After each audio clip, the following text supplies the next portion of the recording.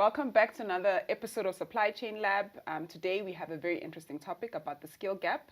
Many people ask why it exists, and today we're going to unpack that. I'm joined by Yaseen Ahmid. Thank you so much for making time to sit with us today. Thank you for having me. So I think just to kick off, for those that don't know you, if you could just give us a little bit of background about yourself, what it is that you do, and why this topic is important to you. Yeah, of course. So was born and raised here in Johannesburg in South Africa. During my matric year, decided to make the preparations to make the move over to the US for my undergraduate degree. Went through the application process and was fortunate enough to get accepted to some universities. Went to Drexel University, or ultimately decided on Drexel University, which is a R1 research institution in Philadelphia. Originally went as a sports management major. Had had aspirations of becoming like a football agent. Okay. My cousin at the time was working for Barcelona, and so decided, I think this is the right move for me. So. Ventured over to the US and quickly realized after about 3-4 weeks that this was just not for me. That was quick. Very, very quick, right? Like had no clue how baseball worked, how basketball worked. American football is a huge topic there. So I just felt very out of my depth. And I think at that time that I'd gone over, which was 2018, soccer was still like very nascent. Football was very nascent. So decided to speak to my college advisor, and one of the reasons why I also went over to the US was that it's very easy to change major. So changed to supply chain management and logistics. Okay. Absolutely fell in love with it, and then I added on finance and actuarial science as a triple major. But my main focus was in supply chain. So one of the reasons also why I went over to the US and to Drexel is that we had a cooperative education program, which I'm sure we'll pack in later in the conversation, but it allowed me to get 18 months of full-time work experience in order to qualify for graduation, right? Oh, nice. So Okay. through those experiences, it really taught me what I did like, what I didn't like, taking supply chain, that academic background and trying to apply it back into an industry perspective. But continuing the story. So through those co-op experiences, I said to myself, and through some case competitions that I was involved in at Drexel, started really developing a knack and a passion for consulting. I really started saying to myself, like, I love exploring ways to mitigate these issues that businesses are encountering in their operations, and how can I take that supply chain, that academic supply chain background, or these experiences, and like apply them to businesses. So I was at a crossroads. I was in my final year at Drexel, and I said to myself, I'm either going to get a full-time job coming straight out of college, or I'm going to go and pursue my master's degree coming straight out of university, or I'm going to return back home to South Africa. And so I didn't want to put all of my eggs in one basket. I think that's something that we can also get into later in the conversation. But was accepted to some master's degree programs in the US, and then was accepted for some full-time roles in the US as well. And I ultimately said, I think consulting is the best route for me back in South Africa. Applying those global learnings to local businesses here, right? I think we've seen here in South Africa a huge, exodus of talent, and especially amongst the youth. So came back to South Africa, worked as a management consulting at a global firm called Carney, specializing in strategic operations and supply chain. In the meantime, formed two businesses on the side. One of them which specializes and very much focuses on youth. It's a resume review service called Luna. Worked at Carney, did some strategic operations work both here in South Africa and in the Middle East. Ultimately said, I think it's a good time to go back to the US for my master's degree. So I will be returning in September for my master's degree at Columbia. Oh, nice. Well done. And do you think you'll come back to South Africa again after that? I think so, yeah. Okay, cool. So let's talk about, because you recently moderated a panel at SAPEX, which was addressing the skill gap and emerging talent problem that we have.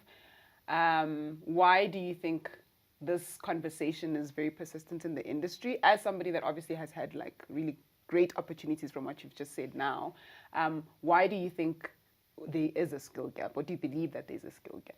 Yeah, I think it's a great question, and I think so. During the ideation of this panel session at SAPEX is, I don't think it's a.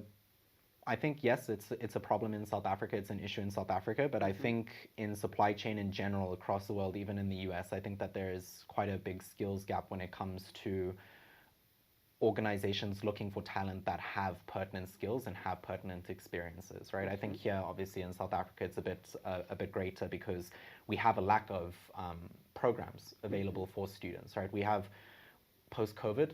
I think supply chain is definitely on the map for students that want to pursue a career in supply chain. I think that visibility and that pertinence for pursuing that academic program is there. I just during the ideation, I said to myself, like, how can we bring together voices from along the value chain, right? Like bringing a diverse set of perspectives. We've got people we've got lecturers from the University of Johannesburg. We had two professionals from industry, and then we had a stakeholder from the South African Graduate Employers Association, SAGIA, which has a ton of information on graduates and employment data in South Africa, which really did provide an erudite conversation and really did back up our perspectives with data. So yeah, I think to answer your question, it's a complicated topic to unpack, because I think that there's a variety of sub issues at hand, right? There's funding, there's the approach that we take as South Africans to things like mentorship, all of those kinds of things. So yeah, I'm happy to unpack the topic further. Okay, cool. So if you reflect on your earlier career, what do you think helped you succeed and to land a role just out of varsity? Because I'm guessing you didn't really sit for, like, have a gap. Like, you finished studying and then you kind of found work. Yeah, so I was really fortunate to go to a university that had a structured program in place where we were on a quarter system. So we were either studying for full-time 6 months or working full-time 6 months. So in my freshman year, I was studying from September all the way through until it was June of the following year. And then we had our 3-month break in summer. And then I returned back to school to work full-time from September all the way through until March the following year. And then back into classes, April until June June for that spring quarter. So yeah, I think there was that structured program in place. And sorry, to clarify your question again, what is the question? Oh, so I was just asking how you managed to, I guess, get the skills, because that is the problem with I think graduates is a lot of the time when they are applying for work, if it's not a graduate program, and obviously graduate programs can only take on so many students at a time. Yeah. If you're looking for work outside of a graduate program, you kind of already have to have some level of skill, because even I think graduate programs require like 3 years minimum of some skill. So I was just asking around like how you managed to finish varsity and then like land a role. So I think outside of those cooperative education programs, I think being proactive about trying to expand your network and trying to get in touch with people in industry is very important, right? I think from my experience, people in industry are quite receptive to not being formal mentors, really, but like setting up coffee chats of understanding what it really does take to be successful in industry, right? Starting those conversations, starting those really strong connections that might lead to opportunities outside of these graduate programs.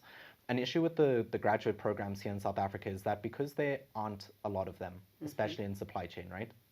It's more competitive, and they can only take in a certain amount of applicants and of like enrollees. So I think being proactive, building your brand, really trying to set up coffee chats.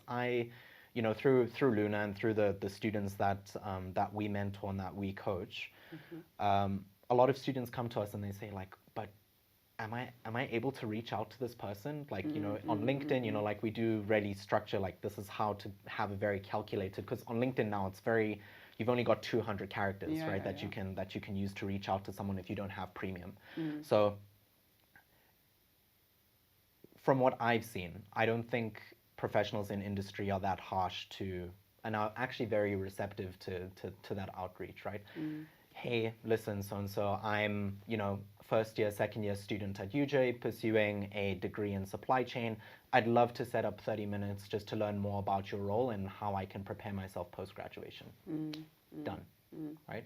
And you're never going to get an answer unless you reach out. That's true. And I mean, also like rejection is also fine. I reach out to people all the time to like to get guests on the podcast. Some people respond, some people don't respond, and I don't take it personally for me. But I guess because maybe I have a lot of work experience, so I'm very comfortable with rejection. But I think, yeah, like I like the advice that you're giving, that people should put themselves out there. They shouldn't feel afraid, because the reality is the worst that can happen is a person won't respond, and that won't actually change anything in your life. Your life will just continue. No, exactly. And like we discussed before, I mean, like this is my first podcast, right? Yeah. So this is myself. And thank you for saying yes. Of course. So, I mean, you spoke about how the institution that you went to, they had like part of the program was you actually getting experience in industry. Right. And I think we kind of have that in South Africa with the TVETs, right? But I think the problem is the TVETs don't necessarily assist the students in finding the opportunity. So what you then find happening is, obviously then students trying to get this experience themselves, they can't get it, so then they can't graduate from their degree. How was the institution that you were in, how were they doing it? Did they just have like good industry relations? So it's structured, it's put into the actual academic program, right? So I think here in South Africa, there needs to be an institution that really revitalizes the way that they approach their education, right? Their educational program. And I think that it will take time because there's a multitude of stakeholders that you have to engage, right? First of all, you have to get buy-in from your university itself, right? Do we want to redo how the way that we educate our students, right? And then the second part is getting these external stakeholders involved, these companies to take on and commit every single year to bringing on a certain amount of students. Now, it's something that a topic that we discussed during the panel is it an expensive process to bring on students in these internships or in these graduate degree programs? And a question that I posed to some of the panelists was, how can some SMEs or medium-sized enterprises adapt their programs if they don't have this kind of fiscal flexibility that the larger organizations have? And the gentleman from PNG said that it's not that expensive to bring on students. What's expensive and taxing is the time that it takes for the employees internally to be intentional about what they want to give to the students, right? So it's about, and we can get into things like advisory boards later, but I think it's very important to engage these external stakeholders and these organizations to really start believing in these programs and bringing on students more intentionally and not so much as it's a tick box exercise. Yeah, and I agree. I mean, like I have a few friends that sit in quite senior positions, and I mean, they complain that they struggle to find good talent, right?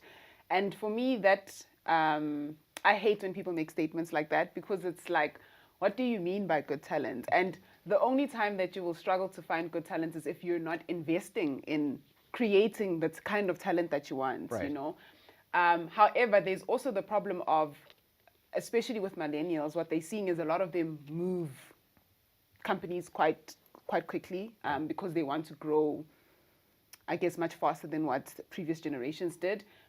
So I guess also companies are quite reluctant to then invest in training people only for them to then kind of like leave the organization.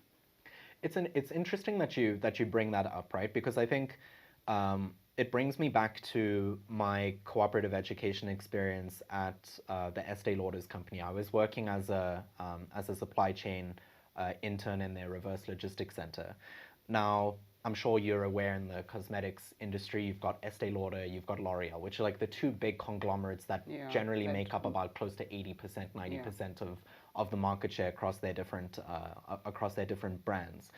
And what was commonplace at both of those organizations is that it's either or, right? You start at Estee Lauder, you work for 2 years, you get your first promotion, you move to L'Oreal.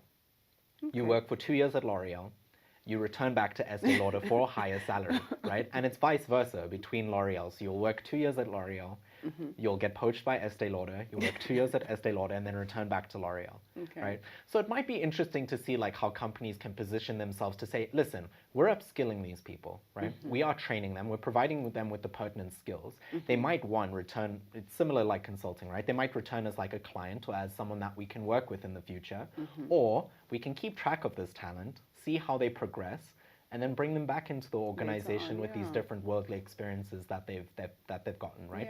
So I think there is this, it's good to promote internally, but it's similar to someone that's never traveled before or never kind of stepped out of their comfort zone, is that you kind of compartmentalizing yourself and like, are you really as threatening an asset as someone that's, you know, maybe gone from company to company and being able to bring in these different competitive experiences into your organization?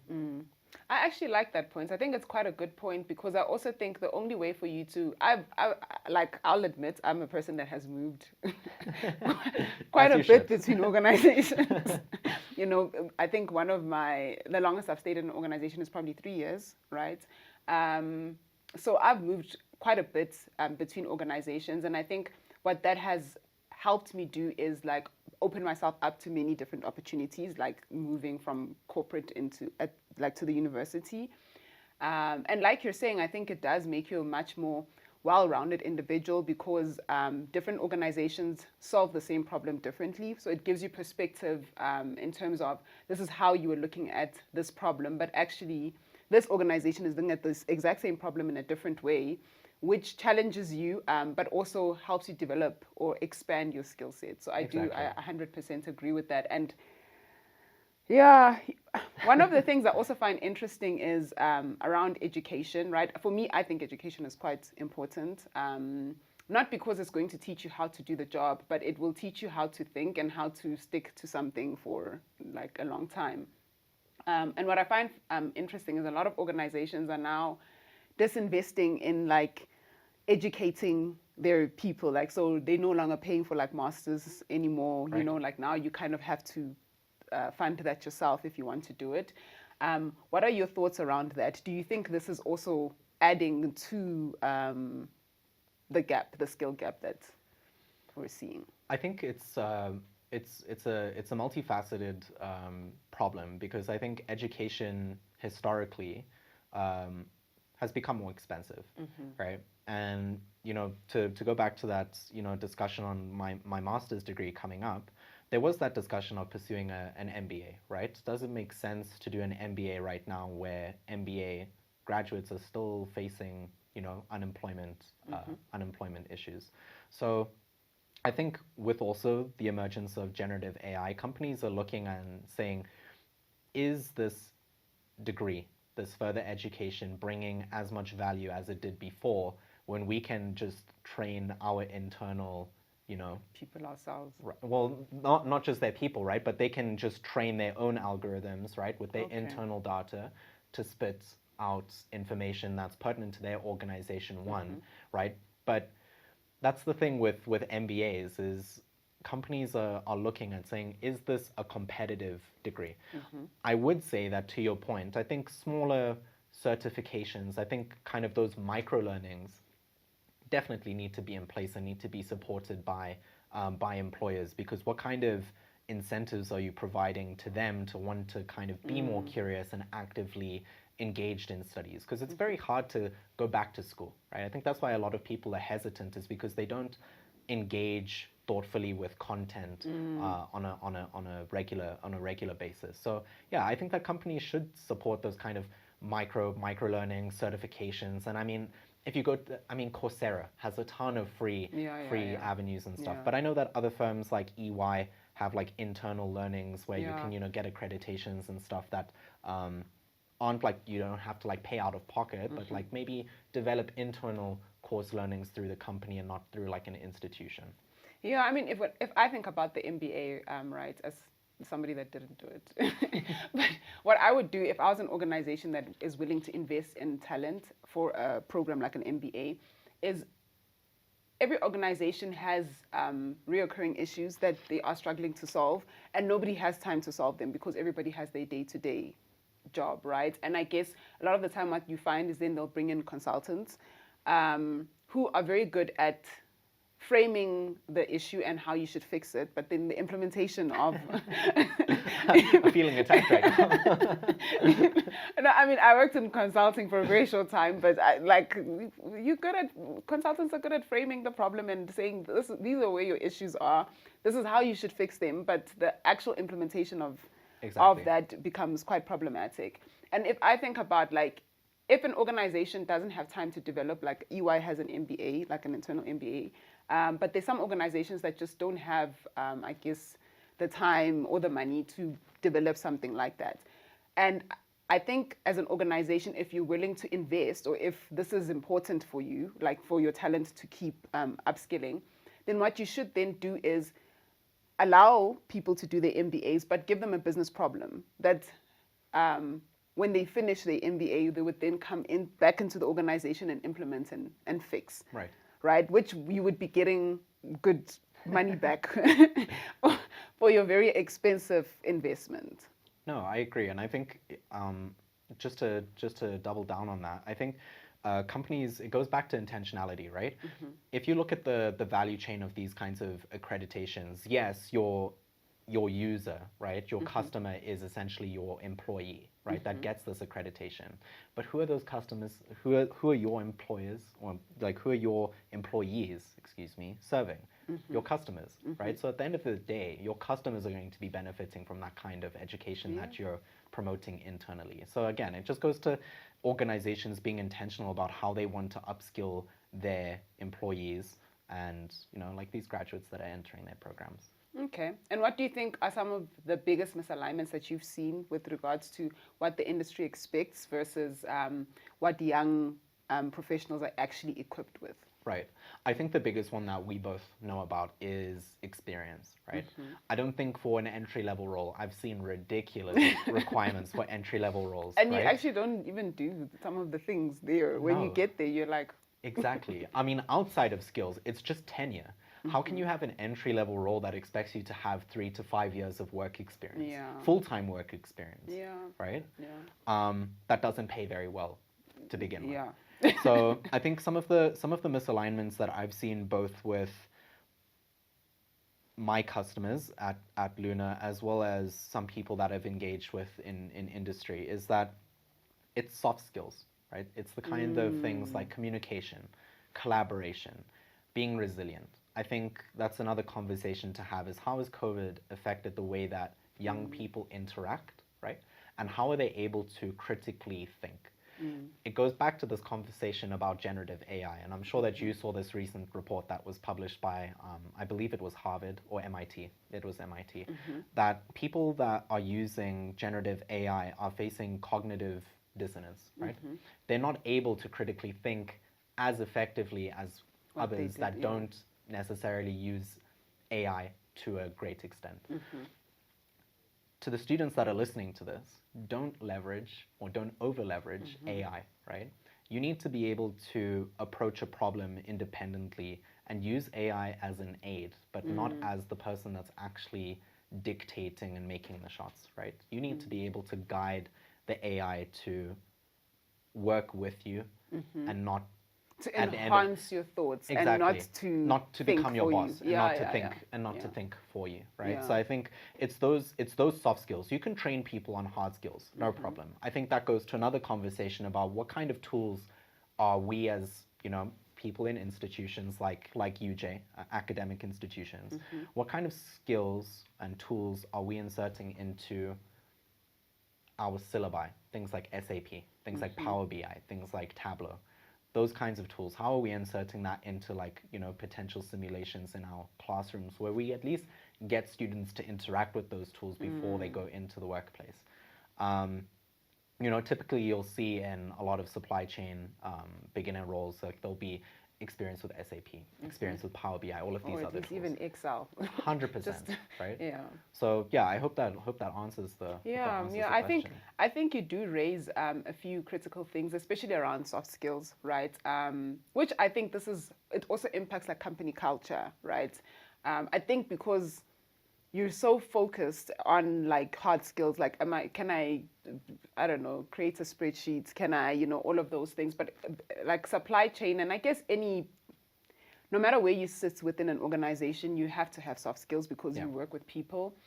And I don't know if you can teach soft skills, right? I think it's something that you just develop, and I guess you can, as an institution, if I think about myself as a lecturer, maybe I can start to get my students to think about it. I mean, I think in our programs, we have a lot of group work, and through group work, that should assist you in developing soft skills, but maybe we should say it more explicitly rather than assuming that, well, we've grouped them together, we'll get it, So I do like the point that you raised around soft skills, because they're becoming more and more important now that there is AI that can do the technical kind of stuff. Right.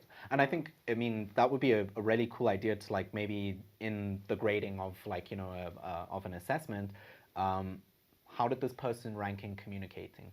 Right? Oh, yeah. How was their written communication? How was their verbal communication? Right? Bringing in some consulting matrices. But like those two, number one. And then number two is like, how did this person make you feel when you were doing work, right? It goes to, are you a true team player? Yeah. So I think we've all been, to people that are listening to this, I'm sure, when you were in college as well, we get put into these group situations where there might be five people, 4 people that are working in a group, when either 1 or 2 people are really doing all of the work, and others are just sitting back saying, hey, listen, I'm going to it's not so much about doing the work, but it's, if you understand that you might be out of your depth, that's fine, right? But how do you make everyone around you feel to kind of reach this common goal? That's a very important soft skill, right? You don't want to be around a toxic employee because you don't want to do your work. Yeah. Right? Yeah. And I guess also that's the reality of it, right? Like if you're not willing to take part in an assignment, then my assumption would be, then I don't really want to work with you, because then it means at work, you're not going to be pulling your weight, and then you're going to put the rest of the team under pressure. And I guess a lot of people think, I'll fix it like when I get into work. I won't be like this when I get into work, but it's a practice. Like it's something that you need to continually practice for you to, I don't know, be good at working with people, So I do like that you brought that up. So what do you think are some of the hiring practices or workplace cultures that unintentionally block graduates or new talent? It's an interesting one. I think, I think the psychometric. I think the psychometric. I think there's a lot of people that are maybe just not good with tests, right? There's a few studies that show like if there's a psychometric test for a particular person of color, and that psychometric test starts by questioning like those questions like what is your race, what is your sex, etc., etc. They find that a lot of people, some people, especially if you're in a disadvantaged group, they tend to do worse in those psychometric tests just because of those questions or starting with those questions before they start the actual test itself. And so I think a psychometric test, I know they obviously have all the fancy tools and they look at it from all angles and they try to test as many things as possible. But I don't know, I don't believe that psychometric tests are always as effective as what organizations believe them to be. And I think they lose out on a lot of good talent because of those tests. But also taken into consideration the fact that it's the best way, I guess, to, reduce the amount of people that you would then, And I think, it goes back to the whole test and grade, right?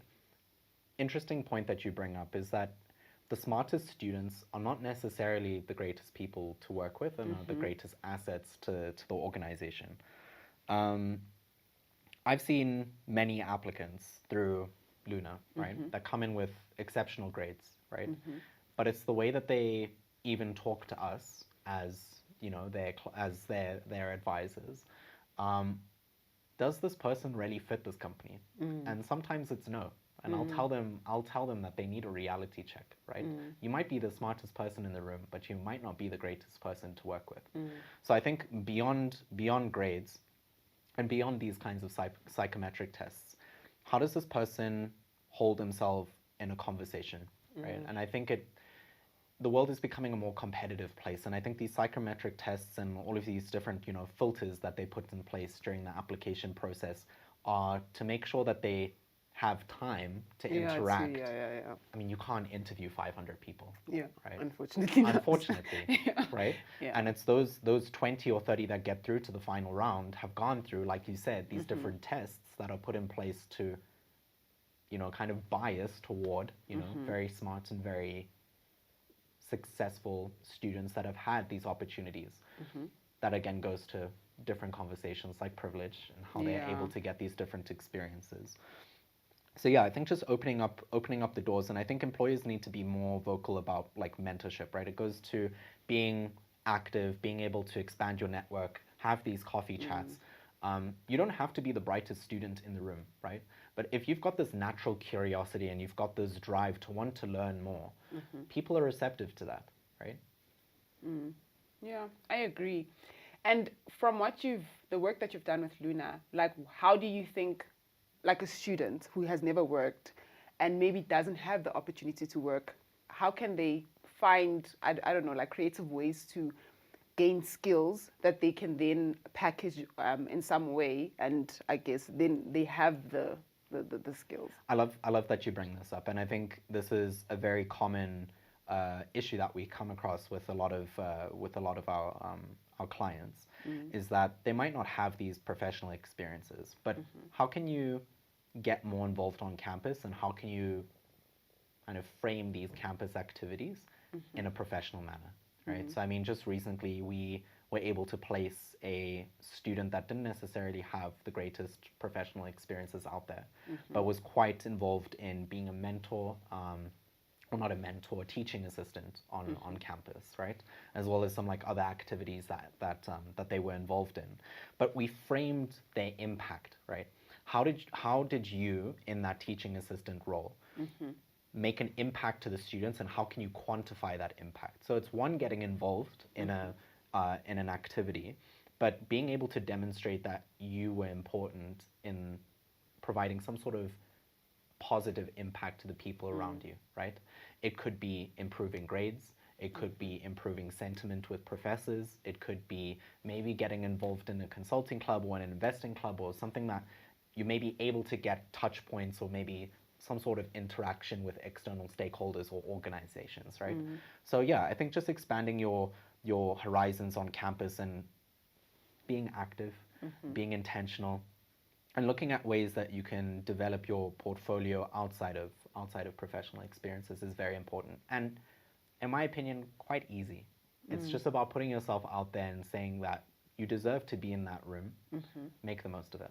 Yeah, I like that advice. I think it's really good advice, especially because a lot of the time when you're a student, if I think of myself as a student, you just focus on getting through the semester instead of like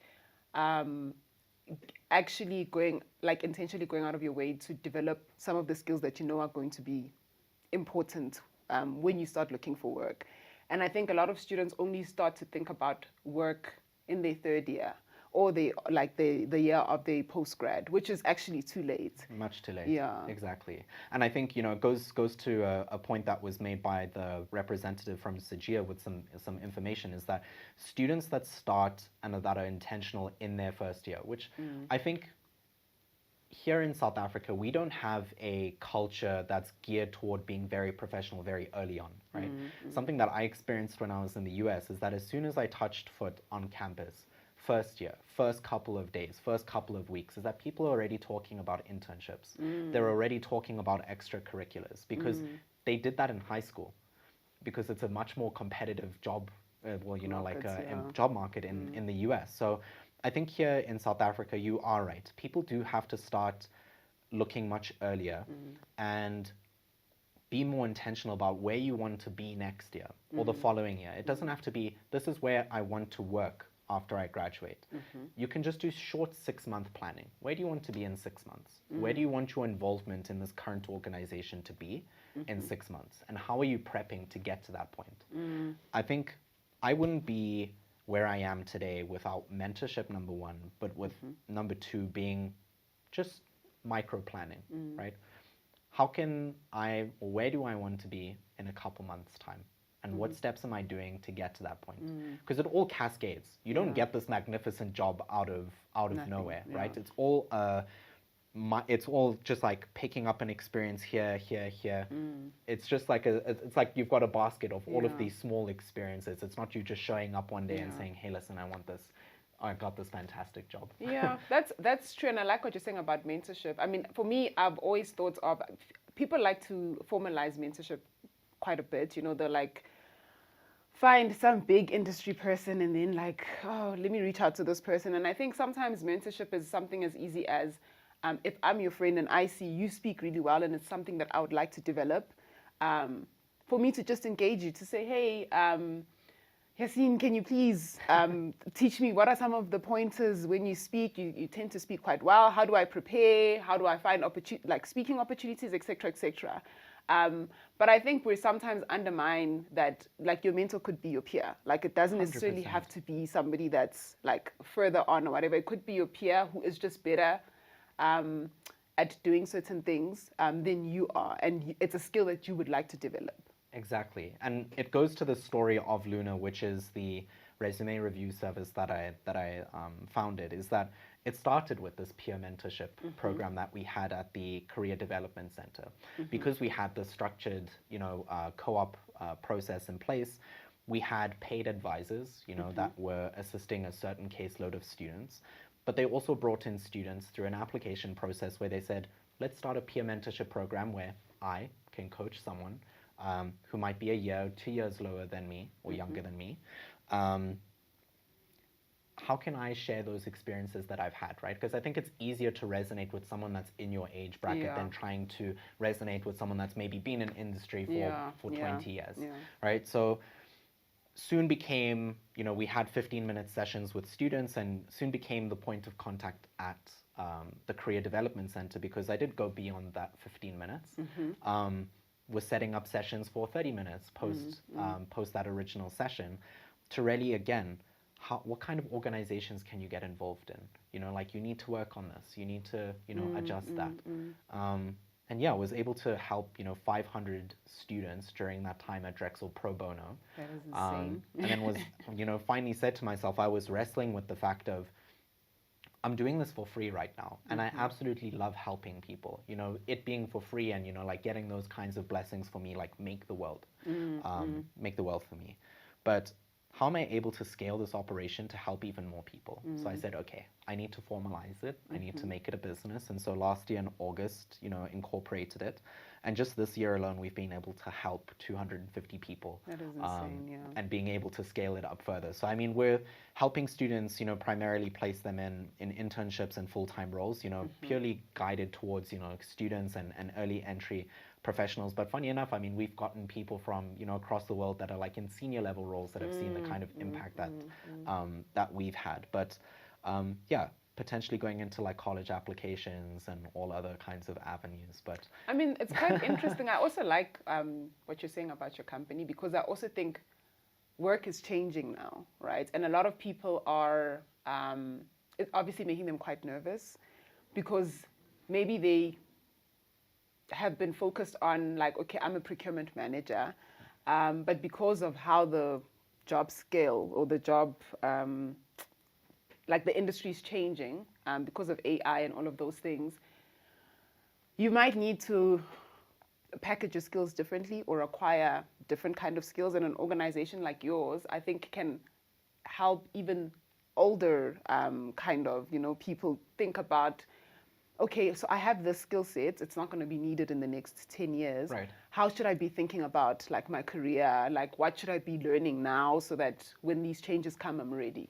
Right. And I think it's about packaging. And I think here in South Africa, we've got a different view on how we look at a resume. When we think there's a big differentiator between a CV, which is like, your entire experience, versus a resume, which is a snapshot, right? To professionals that are in industry that have been working for a couple of years, you don't want to really include any experiences that are longer than maybe 6 years back. You want to keep maybe a 5-year window, right? I mean, there's people that have experiences going back all the way to when they were, like straight out of university, and that might have been like 15 years ago. Yeah. Is that a question that an employer is going to be asking you during an interview? Is, hey, can you tell me about this experience in 2000 and 2006? I see that you did X, Y, and Z.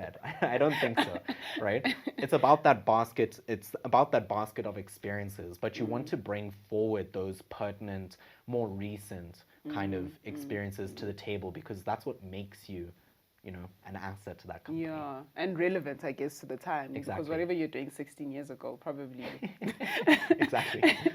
probably doesn't exist anymore. Nobody's doing that anymore. Linear programming. Exactly. Using lingo Exactly. and lingo.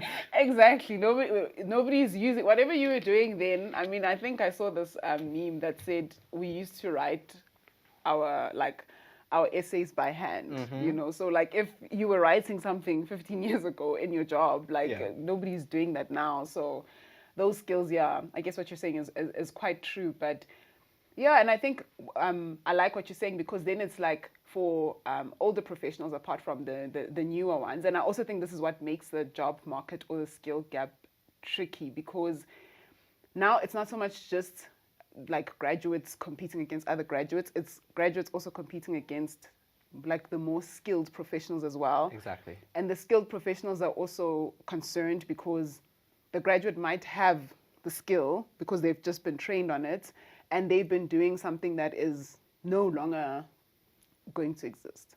I think it's very commonplace for people in industry to feel threatened by new level graduates, and it goes to that mentorship conversation, right? I think people in industry here in South Africa might be hesitant, and I've seen quite often that there's this hesitancy to uplift people around you because you don't want them to supersede. And I don't think you should really have that mentality, because what goes around comes around. Yeah. Right? So if you're listening to this, and if you're a student, just maintain that fire and that energy, because it goes a long way. That active curiosity, that constant curiosity, that energy, it goes a long way in the professional industry. Yeah, and I mean, I think just to touch on the point that where you said sometimes people find graduates to be quite threatening.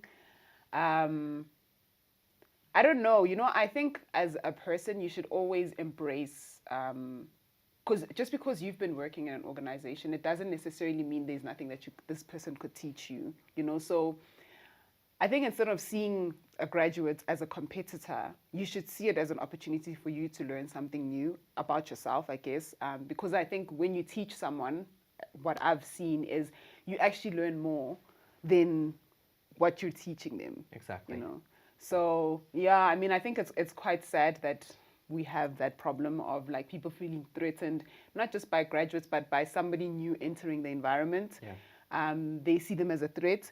But for me, I think whenever somebody new comes in, it's an opportunity for you to kind of wake up, because most of the time you're just kind of like doing your day-to-day, Exactly. you're very relaxed. And this person kind of brings a new energy, which makes you question, like, have I been too relaxed? Have I, been thinking about the same kind of problem in the same way? Have I been doing the same kind of things? And I think if people look at it as an opportunity to challenge themselves instead of like, I must compete with this person, a lot of organizational cultures will be much better.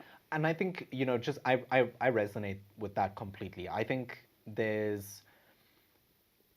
I'm always looking at the best of a situation, and always looking at the good of things. And I think there's been situations where we get resumes from students, here locally or in the US, across the world, where I'm a bit envious. I'm like, wow, they've had these experiences, and Yeah. like at that age, I was like, I wish I was them, Mm-hmm. right? And it does make you wake up. It says, you know, I do need to remain competitive. I do Yeah. need to, but at the same time, how can I help this person, right? Mm. I think you should always. I'm a firm believer in karma, and I think, you know, what's great about our business is that yes, we're helping people, and makes me tear up sometimes where you place them in these companies or these organizations where you wish you were, right? So it's always being happy for people around you, and I don't think that you should ever kind of carry this resentment or envy, because that energy always gets returned back to you. Yeah, I agree. And I mean, if you have it, I think it's usually a sign that there's probably something that you need to develop or work on. You know, like if Exactly. you feel a little bit of envy or like, you know, towards someone, you need to like question yourself, like, okay, what haven't I been doing? Why do I feel this way? And how can I agree. you know, do you get what I mean? Yeah. Like I always look at it like that. Like if I look at somebody and think, oh, geez, this person is amazing. You know, I don't think of it from a sense of they're more amazing than me now. I must block them. It's more like, geez, like what have I not been doing? No, I You agree. know, I so agree. I find it quite inspiring, and I hope a lot more people will as well. I don't know, Yaseen, is there anything important that you think we should touch on as we're about to close, like that you really want to bring across in this discussion? I think, you know, I was in a very, you know, fortunate. I was in a very fortunate position to have these experiences, and I think sometimes I need to take a step back and realize that it's not an easy job market here in South Africa, right? For the students that are listening to this and for early level professionals, I mean, I think that we've touched on a lot of kind of skills and different kind of values that'll really open up your doors outside of those professional experiences. But I think again, it's just being positive, being intentional about your involvement, kind of seeking mentorship. Everything will fall into the right place at the right time. I'm a firm believer that, you know, like there's been missed opportunities left, right, and center, right? But I think that where we find ourselves today, it's been written already, you know, and our stories are already written. We just have to kind of trust the process and go through the different hurdles. But I think, yeah, just be positive. You know, I think, you know, the world is very very tumultuous right now, but I'm a firm believer that everything will settle and get better. But just keep your head up, and everything will be okay. Nice. And where can they find information about your organization? Yeah, happy to. So if you can, you know, happy for you to reach out to me. It's Yaseen, Yaseen, dash or at Luna, LUNA dash resume, resume.com. Happy to answer any questions that you have, or you can find us on LinkedIn. We don't have any other socials other than LinkedIn because we are purely professional. But we do have a website as well. It's luna-resume.com. Okay, perfect. Thank you so much for making time, Yaseen. I Thank you really so enjoyed much. the conversation today. Yeah, likewise, it was awesome.